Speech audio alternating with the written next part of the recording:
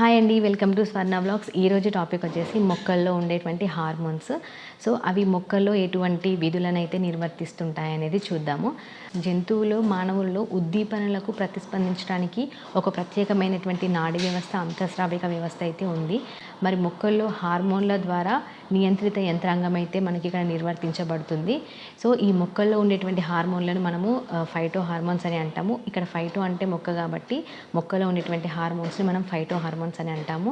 మొక్క కాంతి, నీరు, ఉష్ణోగ్రత, స్పర్శ, గురుత్వాకర్షణ, రసాయనాలు వీటన్నింటికి కూడా ఈ ఉద్దీపనాలకి ప్రతిస్పందిస్తూ ఉంటుందన్నమాట.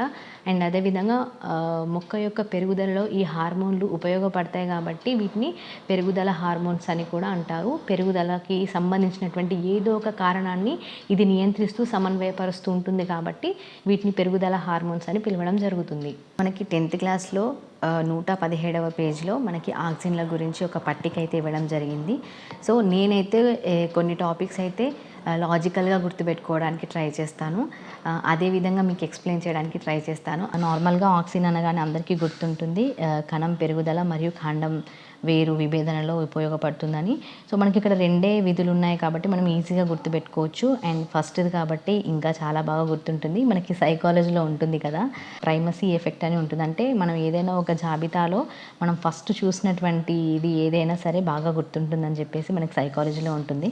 సో ఈ ఆక్సిన్ అనేవి మనకి కణం యొక్క పెరుగుదల మరియు కాండం వేరు విభేదనలో ఉపయోగపడుతుంది. సైటోకైనిన్స్, ఈ సైటోకైనిన్లు మనం లాజికల్గా ఎలా గుర్తుపెట్టుకోవాలి? ఇక్కడ కణ విభజన 1, పార్శ్వకోరకాల పెరుగుదల 2, అదేవిధంగా ఆకులు రాలకుండా చేయడం 3, పత్రరంధ్రాలు తెరుచుకునే విధంగా చేయడం. మనకి ఇక్కడ 4 విధులు అనేవి ఉన్నాయి. సో మనకు 2 ఉంటే ఈజీగా గుర్తుపెట్టుకున్నాం, 4 కన్ఫ్యూజ్ అవుతాం.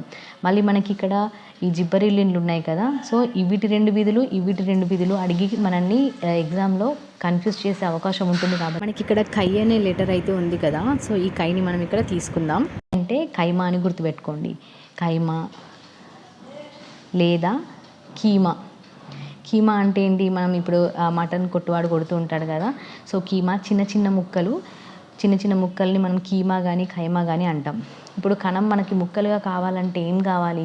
మనకి ఇక్కడ కణ విభజన జరగాలి. ఇది కణం అయితే ఇక్కడ మళ్ళీ 2 కణాలు విభజన, మళ్ళీ దీని నుంచి మళ్ళీ 2 కణాలు విభజన, ఈ విధంగా.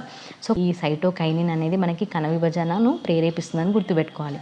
సెకండ్ మన ఏంటి? పార్శ్వకోరకాలు. ఇక్కడ మనకి కోరకాలలో ఉంది, ఇక్కడ ఉంది, కైమాలో ఉంది, కోరకాలలో ఉంది. కాబట్టి ఇక్కడ పార్శ్వకోరకాల పెరుగుదలలో ఉపయోగపడుతుందని గుర్తుపెట్టుకోవాలి. నెక్స్ట్ ఆకులు రాలకుండా చేయడం, ఇది గుర్తుపెట్టుకోవాలి. నెక్స్ట్ ఇక్కడ మనకి సైటో, ఇక్కడ టో అనే శబ్దాన్ని నేను సైట్ మీకు అర్థమవుతుందా? సైట్. ఇక్కడ టో అనే శబ్దం మనకి ఏ విధంగా వస్తుందంటే, మనకి ఇంతకుముందు యాడ్లలో థమ్స్అప్ కానీ స్ప్రైట్ కానీ సీసా ఉంటుంది కదా, బాటిల్స్, మనకి ఐరన్ క్యాప్ వచ్చేది, అది అలా హీరో ఓపెన్ చేయగానే మనకు అక్కడ అట్లా సైట్ టో అనే ఒక శబ్దం అయితే వస్తుంది. అంటే ఇక్కడ మనకి ఓపెన్ చేసుకోవడంలో మనకి ఇక్కడ టో అనే శబ్దాన్ని మనం ఇక్కడ యూజ్ చేసుకుంటున్నాం లాజికల్గా గుర్తుపెట్టుకోవడానికి మాత్రమే. ఈ టో అనేది మనకి ఇక్కడ ఓపెన్ చేసుకోవడం అనేది గుర్తు తెచ్చుకుంటే మనకి ఇక్కడ పత్రరంధ్రాలు తెరుచుకునే విధానం గుర్తుకుంటుంది అనమాట. అంటే పత్రరంధ్రాలు తెరుచుకోవడానికి యూజ్ అవుతుందని చెప్పేసి మనం గుర్తుంచుకోవచ్చు. ఇందులో మనం ఎక్స్టెన్షన్గా గుర్తుపెట్టుకునేది ఏంటంటే ఆకులు రాలకుండా చేయడం. ఈ ఆకులు రాలకుండా చేయడం అంటే ఏంటంటే, కొన్ని మొక్కల్లో పక్వానికి రాకముందే మనకి ఆకులు అనేవి రాలిపోతూ ఉంటాయి అన్నమాట. సో ఈ విధంగా రాలిపోవడం వల్ల మనకి మొక్కకైతే నష్టం జరుగుతుంది. ఎందుకంటే ఆ పత్రం ద్వారా జరిగేటువంటి జీవక్రియలన్నీ కూడా ఆ మొక్కకి లోటుగా ఏర్పడతాయి అన్నమాట. ఇక్కడ మనకి కై అంటే కణ విభజన, పార్శ్వకోరకాలు వచ్చేసింది, అదేవిధంగా పత్రరంధ్రాలు. ఇక్కడ టో అంటే మనకి ఇక్కడ పత్రరంధ్రాలు తెరుచుకోవడం అనేది వచ్చేసింది. ఇక్కడ ఎక్స్టెన్షన్గా మనకి ఇక్కడ ఆకులు రాలకుండా చేయడం అనే ఒక విధిని గుర్తుపెట్టుకుంటే ఈ 4 విధులు మనకి పర్ఫెక్ట్గా గుర్తుంటాయి అన్నమాట. నెక్స్ట్ వచ్చేసి జిబ్బరిలిన్లు అండి. ఈ జిబ్బరిలిన్లను మనం ఏ విధంగా గుర్తుపెట్టుకోవాలంటే, ఇప్పుడు ఫస్ట్ ఈ విత్తనం మనకి మొలకెత్తాలి అంటే దాన్ని అంకురోత్పత్తి అంటాం. ఓకే, ఇక్కడ చిన్న మనకి అంకురం అయితే ఉత్పత్తి అవుతుంది, అంకురోత్పత్తి. అదేవిధంగా కోరకాలు అంటే మనకి కణుపులు ఉంటాయి కదా, అక్కడ నుంచి చిన్న కూరకాలు వస్తున్నాయి అనుకుందాము. సో కూరకాలు మొలకెత్తడం. అదేవిధంగా కాండం పొడవడం. ఎట్లాగో మనకి మొక్క పెరుగుతున్న కొద్దీ కాండం పొడవవుతుంది కాబట్టి తర్వాత సీక్వెన్షియల్గా వస్తుంది చూడండి. విత్తనము అంకురోత్పత్తి జరిగింది, కూరకాలు మొలకెత్తాయి, తర్వాత కాండం పెరిగింది, తర్వాత మనకి పువ్వులు ఇక్కడ పుష్పించడానికి తోడ్పడుతుందన్నమాట, పుష్పాలు పుష్పించడానికి ప్రేరేపిస్తుంది. ఓకే, అదేవిధంగా లాస్ట్ ఎండింగ్ ఏంటంటే మనకు విత్తనాలు లేనటువంటి ఫలాల అభివృద్ధి, ఇది ఒకటి ఎక్స్టెన్షన్గా గుర్తుపెట్టుకోవాలి. విత్తనాలు లేనటువంటి ఫలాల యొక్క అభివృద్ధిలో మనకి ఇక్కడ జిబ్బరిల్లిన్లు యూజ్ అవుతూ ఉంటుంది. ఇక్కడ కూరకాలు మరియు విత్తనాలలో సుప్తావస్థను తొలగిస్తుంది. మనకి ఇక్కడ సుప్తావస్థ అంటే ఏంటి, ఈ విత్తనం ఉంది. సో ఈ విత్తనం మొలకెత్తాలంటే దీనికి అనుకూలించినటువంటి పరిస్థితులు ఉండాలి. అంటే గాలి కానీ, నీరు కానీ, సూర్యరశ్మి కానీ, ఆ పరిస్థితులు లేకపోతే విత్తనం అనేది మొలకెత్తదనమాట.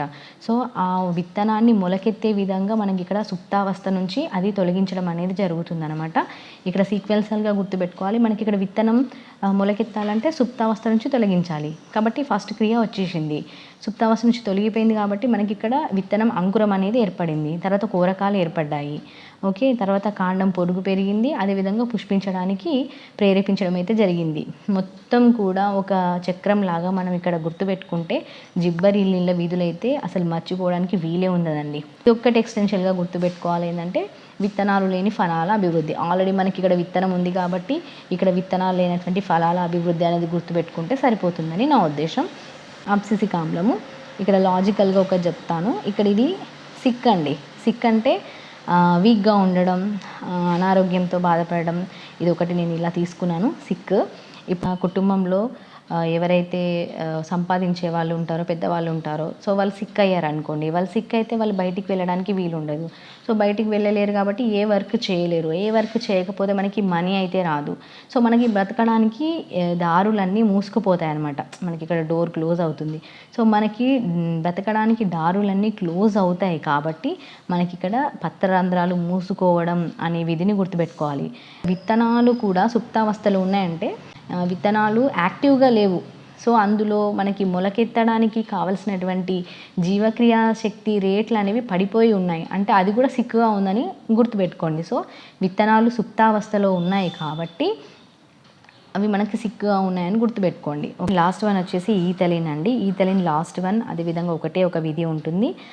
ఫలాలు పక్వానికి రావడంలో మనకి ఈథలిన్ అనేది ఉపయోగపడుతుంది, ఈజీగా గుర్తుపెట్టుకోవచ్చు. నెక్స్ట్ మనకి బయట కూడా ఈథలిన్ వాయువు యూజ్ చేసి కాలం కంటే ముందు కూడా మనం మామిడి పండ్లను బజార్లో, మార్కెట్లలో చూస్తూ ఉంటాము. సో ఈ ఈథలిన్ వాయువు ద్వారా మనకి పండ్లని పండించడం, అంటే పక్వానికి వచ్చే విధంగా చేస్తున్నారనమాట. సో మొక్కలో ఉండేటువంటి హార్మోన్లు వివిధ క్రియలని నిర్వర్తిస్తూ మొక్కల్లో కలిగేటువంటి జీవక్రియలు ఏవైతే ఉన్నాయో వాటిని సమన్వయపరుస్తూ ఉంటాయన్నమాట. సో నా వే ఆఫ్ వ్యూలో నేనైతే ఎక్స్ప్లెయిన్ చేశాను, మీకైతే అర్థమైందని అనుకుంటున్నాను. చూసారు కదండి, ఇది ఈరోజటి వీడియో. చాలా టఫ్గా కాంపిటీషన్ అయితే ఉండబోతుంది. ఈచ్ అండ్ ఎవ్రీ లైన్ కూడా చాలా పర్టికులర్గా చదివి బాగా గుర్తుపెట్టుకోండి. 1కి 10 సార్లు చదవండి. ఏవైనా హార్డ్గా ఉండేటువంటి పదాలు కానీ, లేకపోతే ఏవైనా గుర్తున్నటువంటి నిర్వచనాలు కానీ 1కి 10 సార్లు రాసి లాజికల్గా ఆలోచించి గుర్తుపెట్టుకొని మీరు అనుకున్నదైతే సాధించాలని మనస్ఫూర్తిగా కోరుకుంటున్నాను. వీడియో నచ్చినట్లయితే లైక్ చేసి, షేర్ చేసి, కామెంట్ చేయండి. అండ్ మరిన్ని వీడియోస్ కోసం ఛానల్ అయితే తప్పకుండా సబ్స్క్రైబ్ చేసుకోండి. Thank you so much for watching. Thank you.